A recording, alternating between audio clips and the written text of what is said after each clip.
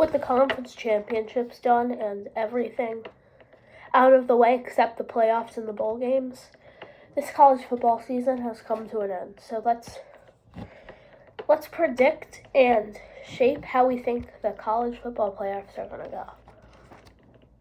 Number 1 team consensus, I don't think there's any argue about it. Oregon, 12-0, Big Ten Conference Championship. Have key wins over Penn State, Michigan. They shut out Purdue, beat Ohio State. Although there was a bunch of controversy in the beginning with Idaho coming out of that win of only by 10. Next we have Georgia. 2 losses, which most of these teams do. Because, Georgia, they've had a disappointing year because they're Georgia. They're expected to be undefeated every single season. Beat Tennessee. Squeezed out of Georgia Tech in the closest way possible. Beat number 2 Texas in the championship. But had losses against Ole Miss and Alabama. They actually beat Texas 2 times in a row, so they deserve to be the number 2 seed. Now, I want to mention all 4 of the first round byes have to be the highest ranked conference champions. So that's why the 3 and 4 first round byes might seem interesting. Number 3, Boise State.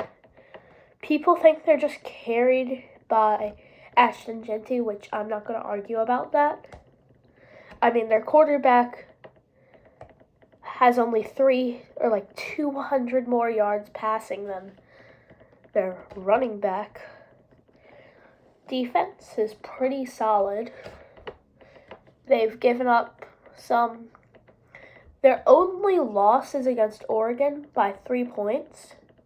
That was the closest game Oregon has played, except, of course, against Ohio State. But their Mountain West Conference Championship, they won the Mountain West Conference Championship, and actually a pretty good football team and got a generational talent, so props to Boise State. The last team with a first round bye is Arizona State, since the 2 conference champions in the Power 5 that weren't originally ranked in the top 12 are Arizona State and Clemson. Arizona State beat Iowa State by 26 points in a 45-19 victory. Clemson beat SMU by a field goal, which knocks them out of the playoffs. So, SMU's 2 losses, they might be out of playoff contention, including those 2 getting knocked in. And since Arizona State was originally ranked 2 above Clemson, with their astonishing victory, they deserve to have the Big 12 Conference Championship in their first year. Now keep in mind, 3 conference champions are originally from the Pac-12. Oregon, Arizona State, and okay, maybe it's just them 2, but still pretty impressive. Now let's go on to the teams that actually have to play in the first round. Number 5, Notre Dame. This team is up and down. Beat Notre Dame by 14, smoked Army. Had some key victories over Navy, Louisville, and Texas A&M. Although the embarrassing loss to Northern Illinois, that will probably live longer than me. I'm 11 years old. Anyways, Notre Dame, clear spot, have a pretty solid roster, have Riley Leonard as guiding the team, deserve to be number 5. Number 6, Ohio State. Although Ohio State has 2 losses, one came from Michigan, as they always do. One came from Oregon. They have key victories over Indiana, Penn State, and they're overall a pretty good football team. People like to hate on them, but in the end, they're probably one of the best college football dynasties ever. Now let's go on to number 7, Texas. Texas, having its only 2 losses against Georgia. Texas has beat Texas A&M, Vandy, impressive. Had a whopping 31-point victory against Oklahoma. Although an interesting fact I'd like to point out is Texas, until now, or before the conference championship, they were the only SEC team to not play 2 SEC teams with a winning record. Guess who has? UMass, the Minutemen. Anyways, Texas, hardworking team, although they lost in the conference championship, deserve to have a higher spot in the playoffs. Number 8, Tennessee. They're a pretty solid team. Their losses are to Georgia and Arkansas. Arkansas is known to be one of those teams that bounce back and forth. Sometimes they have devastating losses, sometimes they have key victories. Tennessee has key wins over Vanderbilt, Alabama, Oklahoma, North Carolina State. It's not that surprising that they shut out Kent State 71-0. But Tennessee, great team.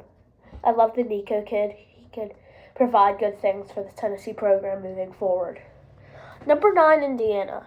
This is one of the interesting stories of a team that's usually mediocre, kind of like Boise State and Arizona State, but they just have like a really good year. They were 10-0 until their loss to Ohio State by 18. No, I was right, 13. No, 18. Okay. Although, coming back from that loss, they beat Purdue 66-0. Purdue's getting beat up by so many teams. They're 1-11? Okay.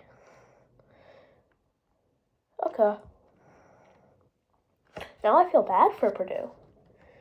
Again. Anyways, Indiana, surprising pick. I don't think anyone saw them ranked this high at the beginning of the season. Love the Cinderella story. Feel bad for SMU. They have like the same thing, just joining a Power 5 conference after being in the American. Now they're getting wiped by Clemson, who is probably going to leave in the first round. Anyways, number 10, Penn State. Personally, I think Penn State is shallow. They almost lost to Minnesota. Minnesota's an up-and-down team. They beat teams like USC and are known for giving people upsets. I mean, beating Wisconsin, Illinois, Maryland, at the time 11 USC.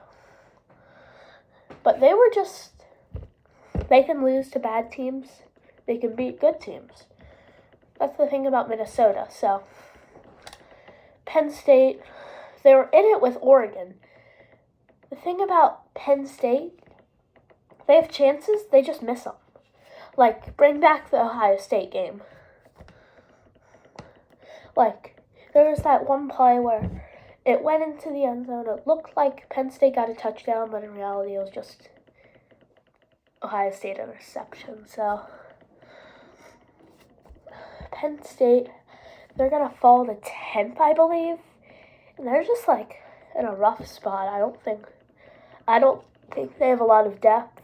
Drew Aller, all right quarterback. He could do good things for the program, but I don't think he's personally a best. They do have Jalen Reed as a safety who is really good. They have a bunch of key players. They just don't have enough depth. That's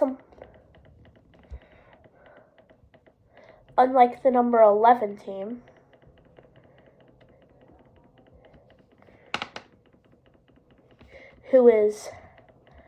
this is controversial.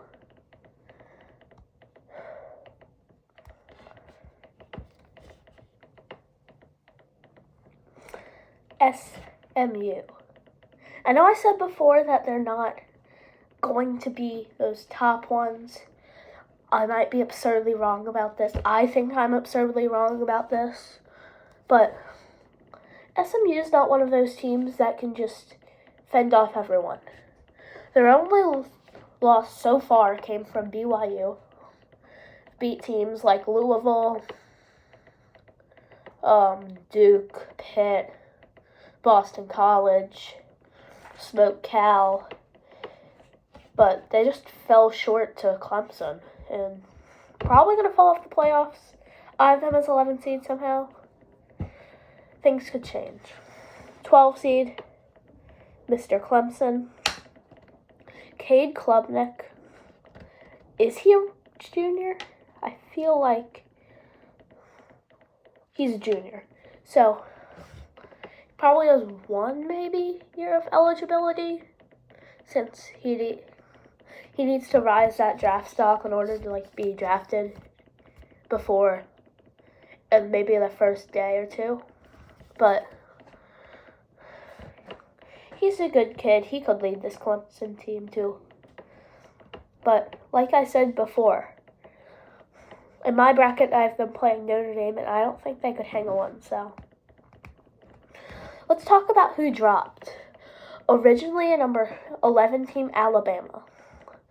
3 losses to Kentucky. No, not Kentucky. Losses to Tennessee, Vanderbilt, and even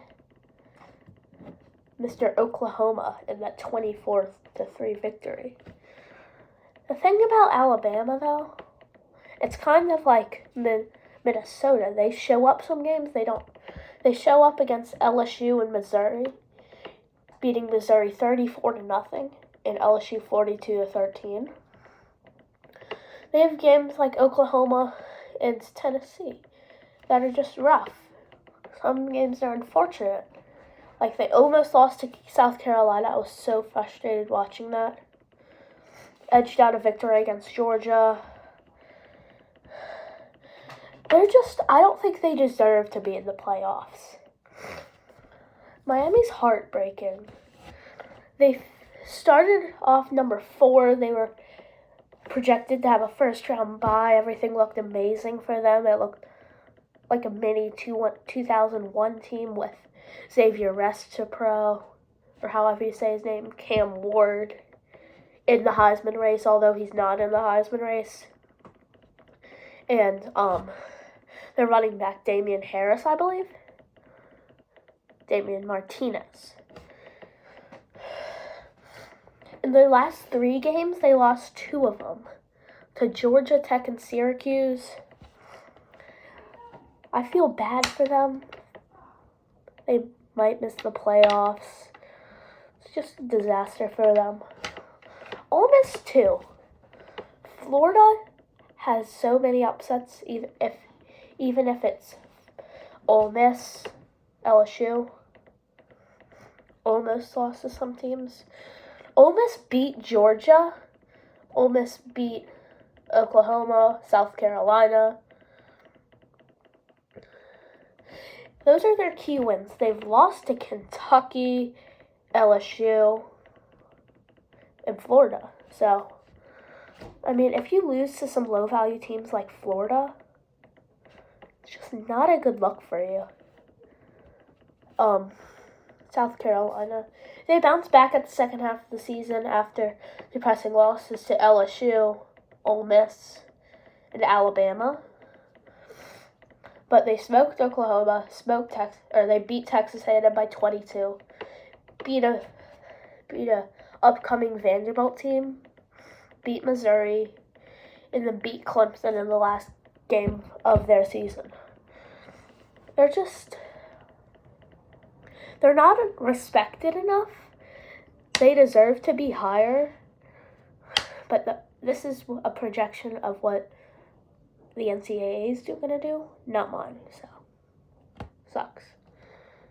Iowa State, they looked great until their downfall, losing to Texas Tech, Kansas, beating Kansas State, but losing to Arizona State, a game that wasn't close at all. Some other teams like BYU, Colorado, Army, that seem like good teams. I mean, Colorado has 2 top 10 draft picks in the Shedeur Sanders and Heisman leader Travis Hunter. Losses to Kansas State, and Nebraska are just unacceptable for some people. Army, 1 loss to Notre Dame, but beating everyone else. They're just, in a point, just like a lower version of Boise State. They're in a team where they're not having so much success, or they are having success, just not beating those key teams, or not beating the key team on their playlist,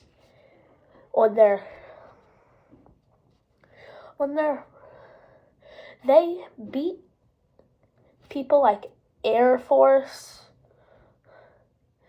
They beat Navy in the regular season. Oh, they didn't even play them in the regular. I thought they did. They beat Tulane by a lot in the conference championship. Beat UTSA. They're just a team that can't really get recognized because they're not enough to get recognized for. So that's my predictions for the college football playlist. And, there are some surprising teams like Arizona State and Boise State. Some teams that fell off. Some teams that just aren't good enough to make it. So, hope you enjoyed. See you sometime next time. Thanks.